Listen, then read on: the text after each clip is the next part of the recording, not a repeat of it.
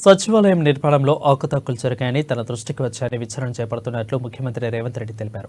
400 కోట్ల అంచనాలతో ప్రారంభించబడి 1200 కోట్లకు పైగా వ్యయం జరిగినట్లు అధికారులు ఆరోపిస్తున్నారు. అందులో ఉన్న పాత్రధారులు, సూత్రధారులపై రిపోర్టు ఆధారంగా చర్యలు చేపట్టామని అన్నారు. దీనిపై మా ప్రతినిధి రాంబాబు మరింత సమాచారం అందిస్తారు. రాష్ట్ర సచివాలయం నిర్మాణం పైన ముఖ్యమంత్రి రేవంత్ రెడ్డి కీలక వ్యాఖ్యలు చేయడం జరిగింది. గత ప్రభుత్వం చేసినటువంటి ఖర్చులకు సంబంధించినటువంటి అంశం పైన విచారణ చేపడతామని చెప్పేసి ముఖ్యమంత్రి రేవంత్ రెడ్డి ఈ రోజు స్పష్టం చేయడం జరిగింది. మనం చూస్తున్నాం రాష్ట్ర సచివాలయం డాక్టర్ బిఆర్ అంబేద్కర్ తెలంగాణ రాష్ట్ర సచివాలయం. ఈ యొక్క సచివాలయాన్ని ఏప్రిల్ 30వ తారీఖు నాడు 2023లో ఆనాటి ముఖ్యమంత్రి కేసీఆర్ ప్రారంభించడం జరిగింది. 2021లో నిర్మాణం చేపట్టినటువంటి ఈ యొక్క సచివాలయాన్ని 2023లో ప్రారంభించడం జరిగింది.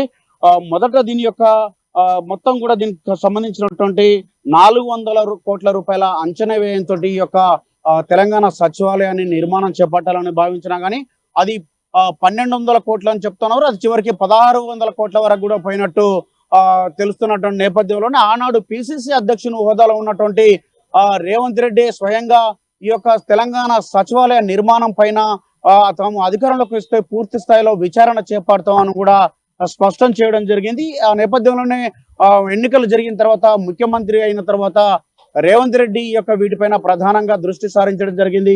ఈ యొక్క సచివాలయానికి సంబంధించినటువంటి మొత్తం ఖర్చుకు సంబంధించినటువంటి అంశం పైన కీలక వ్యాఖ్యలు అయితే చేయడం జరిగింది. ఈ రోజు ఈ యొక్క సచివాలయం నిర్మాణానికి సంబంధించి గతంలో అంటే 6వ నిజాం ఈ యొక్క సచివాలయాన్ని ఇక్కడ ఇదే ప్లేస్ లో ఉన్నటువంటి పాత సచివాలయం ఈ సచివాలయానికి సంబంధించి 6వ నిజాం అయితే ఇక్కడ నిర్మాణం చేపట్టడం జరిగింది. 16 మంది ముఖ్యమంత్రులు కూడా ఈ సచివాలయం ఉంటే గతంలో ఇక్కడ ఉన్నటువంటి పాత సచివాలయం నుండే ఆ యొక్క పరిపాలన కూడా సాగించడం జరిగింది.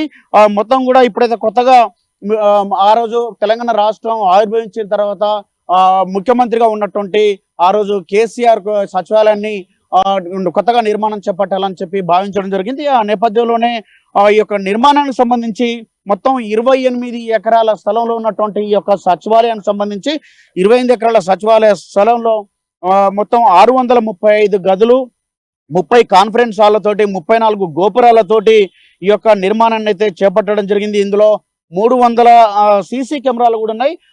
400 నుండి 500 వరకు కూడా కార్లు పార్కింగ్ చేసుకునే విధంగా ఈ నిర్మాణాన్ని అయితే ఆ రోజు ఉన్నటువంటి మరి ప్రభుత్వం అయితే ఏర్పాటు చేయడం జరిగింది. మొత్తానికైతే ఈ యొక్క నిర్మాణానికి సంబంధించి ముఖ్యమంత్రి రేవంత్ రెడ్డి వచ్చి రాగానే గతంలో పిసిసి అధ్యక్షుని హోదాలో ఉన్నప్పుడు చేసినటువంటి వ్యాఖ్యలను ఉటంకిస్తూ ఈ రోజైతే ఈ యొక్క సచివాలయం నిర్మాణంలో చోటు చేసుకున్నటువంటి ఖర్చులకు సంబంధించినటువంటి అవినీతి జరిగిందని చెప్పేసి ఆ రోజు ఆరోపించిన నేపథ్యంలోనే మొత్తం సచివాలయం నిర్మాణానికి సంబంధించినటువంటి ఖర్చు ఎంత, ఎవరు ఈ కాంట్రాక్టర్ అని చెప్పేసి, ఎవరెవరు దీంట్లో అధికారులు ఉన్నారో, దీంట్లో ఐటీ పరిశ్రమల శాఖకు సంబంధించినటువంటి పాత్ర ఏంది, అదేవిధంగా ఇటు రోడ్లు భవనాలు అంటే రవాణా రోడ్లు భవనాల నిర్మాణ శాఖకు సంబంధించినటువంటి పాత్ర ఉందా, లేకపోతే ఈ యొక్క దీనికి సంబంధించినటువంటి ఎవరెవరి పాత్ర ఉంది, దీంట్లో ఎంత పెద్ద మొత్తం మీద ఖర్చు జరిగింది, ఆ ఖర్చులో జరిగినటువంటి అవినీతి ఏమైనా ఉందా, నాణ్యత లోపానికి సంబంధించినటువంటి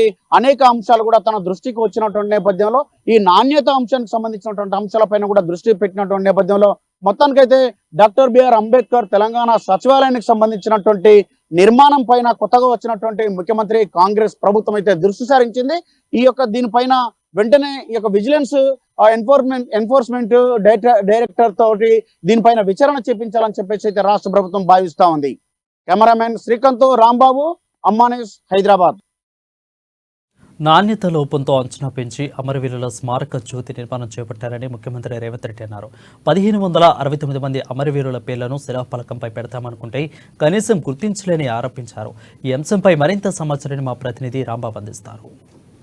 గత ప్రభుత్వం ప్రారంభించిన తెలంగాణ అమరవీరుల స్మారక చిహ్నంపై అనేక అనుమానాలు ఉన్నాయని చెప్పేసి, దీనిపైన అనేక మంది చేతులు మారాయని చెప్పేసి ముఖ్యమంత్రి రేవంత్ రెడ్డి అయితే ఈ రోజు కీలకమైనటువంటి వ్యాఖ్యలు చేయడం జరిగింది. తాను పిసిసి అధ్యక్షుని హోదాలో ఉన్నప్పుడు కూడా కీలకమైనటువంటి వ్యాఖ్యలు చేశారు. దీంట్లో అమరవీరుల స్మారక చిహ్నాన్ని నిర్మాణానికి సంబంధించి టెండర్లో కూడా మొత్తం గోల్మాల్ జరిగిందని చెప్పేసి ఆరోపించడం జరిగింది.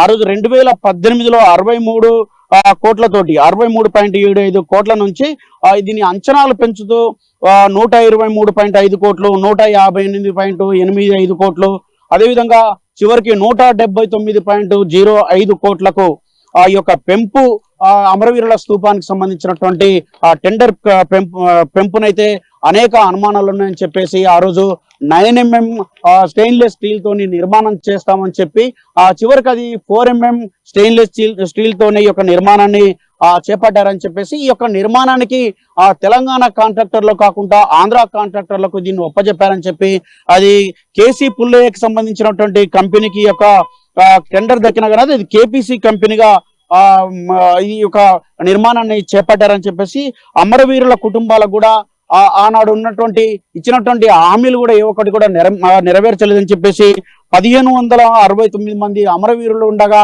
వారి యొక్క పేర్లను కూడా ఎక్కడ కూడా ఆ అమరవీరుల స్మారక చివరి దగ్గర జ్యోతి దగ్గర గాని ఒక శిలాఫలకం పెట్టాల్సినటువంటి అవసరం ఉండే. కానీ ఆనాడు ఉన్నటువంటి కేసీఆర్ ప్రభుత్వం అమరవీరులను నిర్లక్ష్యం చేసిందని చెప్పి కేవలం ఏదో తూతూ మంత్రంగా అది నిర్మాణాన్ని చేపట్టిందని చెప్పేసి ఆరోపణలు చేయడం జరిగింది.